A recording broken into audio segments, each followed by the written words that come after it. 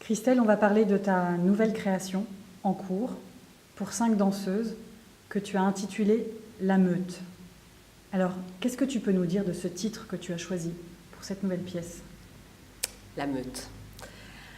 Alors la Meute, c'est déjà la compagnie de danse, au sens de faire compagnie, se tenir compagnie, le lieu où ça cherche, ça explore, ça travaille, ça bosse dur. Et puis c'est aussi le lieu de la femme, puisque ce sont effectivement 5 danseuses. De la femme, voire même de la femelle, parce que la meute est très animale, beaucoup de chair, de pelage, de muscles, d'appui à même le sol.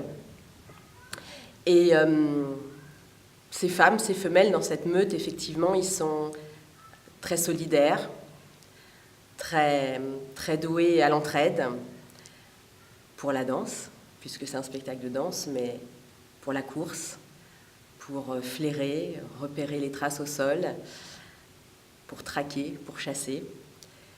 Et puis, au-delà de ça, la meute, de façon plus intime, c'est toutes ces parentés exotiques qu'on a tous les uns les autres à l'intérieur, au-delà de nos parentés biologiques, tous ces lignages et cette foule, cette multitude en nous qui vient d'autres temps, qui vient d'ailleurs, qui nous parle de tas de choses, qui nous raconte des tas de récits, qui nous chante aux oreilles. Donc c'est à la fois un assemblage extérieur et une grande force intérieure, une grande multitude, qui j'espère peut-être convoquer et réapparaître. Et paradoxalement, dans ce spectacle, la meute, c'est aussi finalement la meute des ennemis, la meute des chiens dressés pour l'attaque.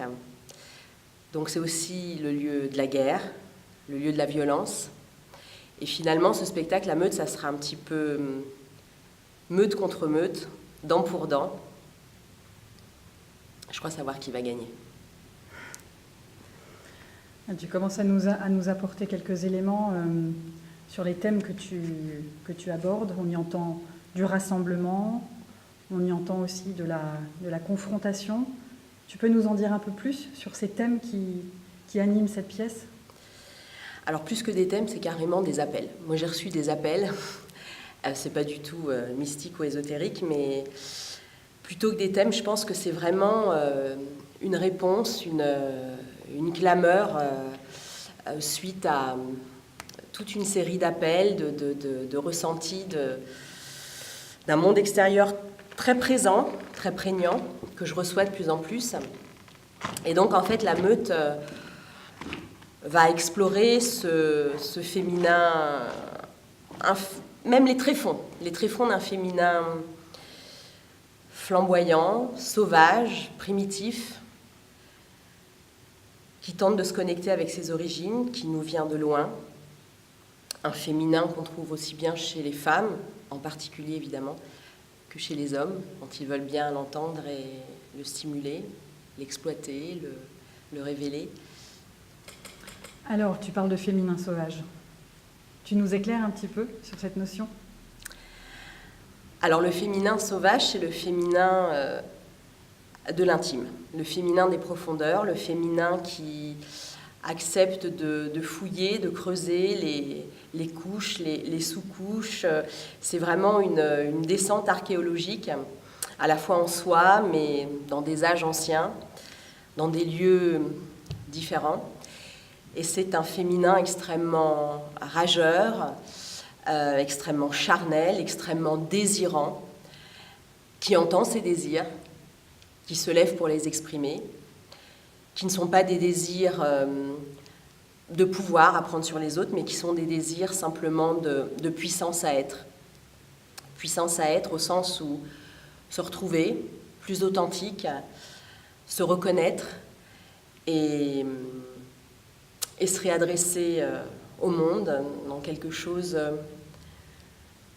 de mieux connecté et dans quelque chose qui s'assume. Et même plus que s'assumer à être, c'est vraiment persévérer à être, exactement comme Spinoza peut nous l'expliquer, Spinoza que j'adore. et qui vraiment nous rend tellement, nous déculpabilise, nous rend dans cette joie d'être au monde et nous parle de cet effort à être minute après minute, jour après jour, dans sa pleine puissance, son plein désir, qui n'est pas un désir agressif, qui peut être un désir féroce, mais qui n'est pas une emprise sur l'autre. Donc ce féminin sauvage est un féminin, effectivement, qu'hélas, depuis trop longtemps, on a expulsé de nos mythologies, de nos histoires, de nos récits, de nos cultures, de notre quotidien, qu'on a expulsé aussi bien du quotidien des femmes que du quotidien des hommes, qui en disparaissant a perdu ses pouvoirs, et qui en disparaissant manque réellement au monde, à la fois aux femmes, aux hommes, aux enfants, aux aînés. Manque aux mythologies, c'est un féminin qui nous réapprend tout simplement d'où on vient et qui nous propose une trajectoire, des possibles, un déploiement possible, un rayonnement possible. C'est vraiment une invitation à être plus grand, plus déployé, mieux au monde.